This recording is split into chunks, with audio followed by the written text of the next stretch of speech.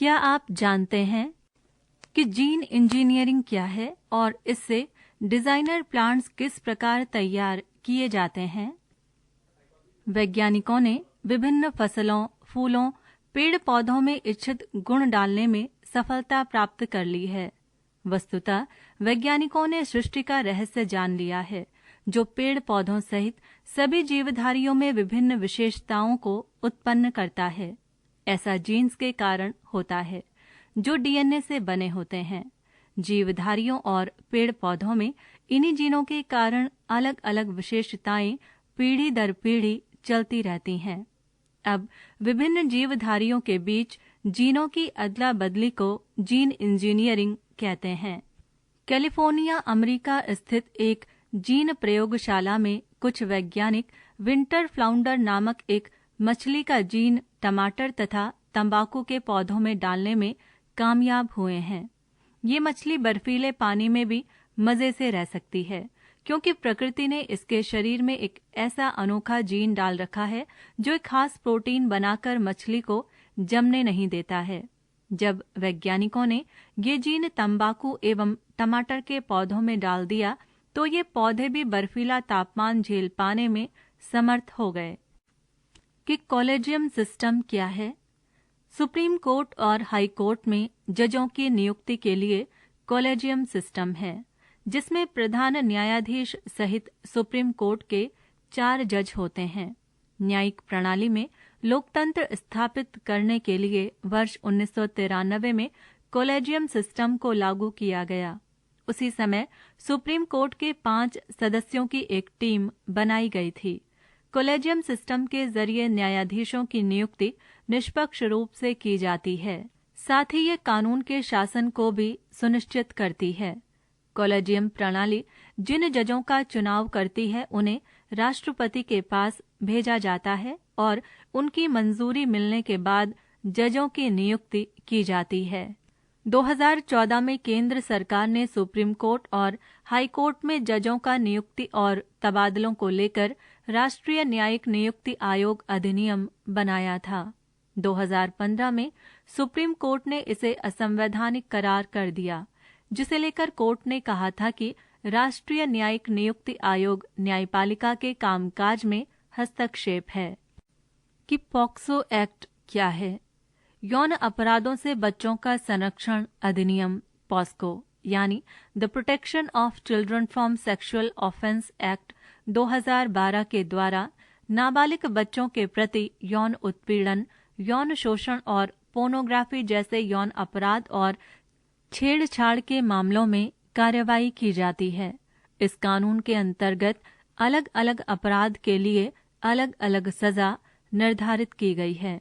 इस कानून के दायरे में 18 वर्ष से कम उम्र के बच्चों से किसी भी तरह का यौन व्यवहार शामिल है। ये कानून लड़के और लड़की को समान रूप से सुरक्षा प्रदान करता है। पॉक्सो कानून के तहत सभी अपराधों की सुनवाई एक विशेष न्यायालय द्वारा कैमरे के सामने बच्चे के माता पिता या जिन लोगों पर बच्चा भरोसा करता है उनकी मौजूदगी में करने का प्रावधान है। कानून बनने के बाद पॉस्को एक्ट में बदलाव भी हुए हैं। बदलाव के बाद 16 वर्ष से कम उम्र की लड़की से रेप करने पर न्यूनतम सजा को 10 वर्ष से बढ़ाकर 20 वर्ष किया गया है। गंभीर पेनिट्रेटिव यौन प्रताड़ना के मामले में मृत्युदंड का प्रावधान किया गया। कि लाइडार किस प्रकार की प्रणाली है और इसके उपयोग क्या हैं?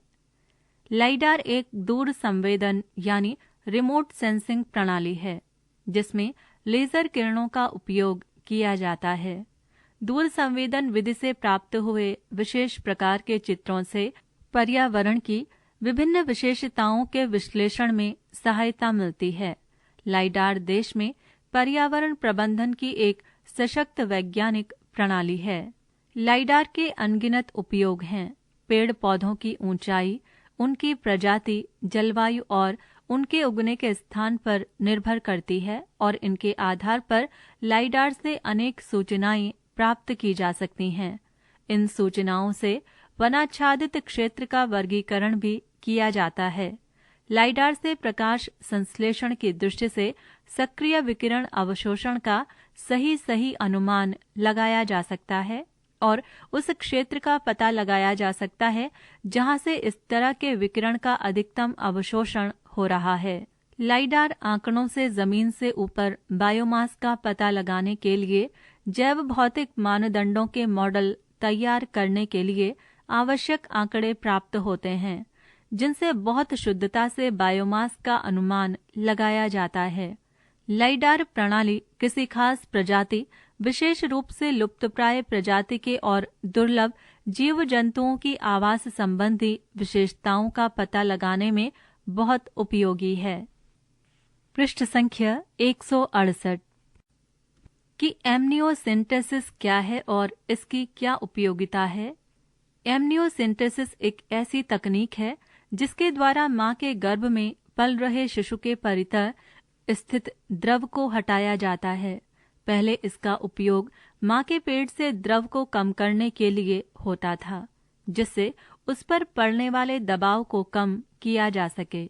आजकल इसका उपयोग जीनों की छंटनी के रूप में किया जा रहा है, जिससे गर्भस्थ शिशु में आई विकृतियों को ठीक किया जा सके। इससे गर्भस्थ शिशु के लिंग का निर्धारण भी हो जाता है। एमनियोसिंथेसिस के लिए एक पतली सुई को सावधानी पूर्वक एमनियोटिक गुहा में डाला जाता है और इस तरह वहां से कुछ द्रव खींच लिया जाता है। इस द्रव में गर्भस्थ शिशु की कुछ विकासशील कोशिकाएं भी होती हैं। इन कोशिकाओं को द्रव से अलग कर तथा उन्हें ऊतक संवर्धन तकनीक यानी टिश्यू कल्चर मेथड से विकसित कर अधिक कोशिकाएं प्राप्त कर ली जाती हैं। इन कोशिकाओं के गुणसूत्रों का सूक्ष्म विश्लेषण ये बता देता है कि गर्भस्थ शिशु का लिंग क्या है। साथ ही ये उनमें उपस्थित किसी खास गड़बड़ी जैसे डाउन सिंड्रोम को भी बता देती है। संवर्धित कोशिका तथा एमनियोटिक द्रव का रासायनिक विश्लेषण आनुवांशिक बीमारियों को उद्घाटित कर देती है।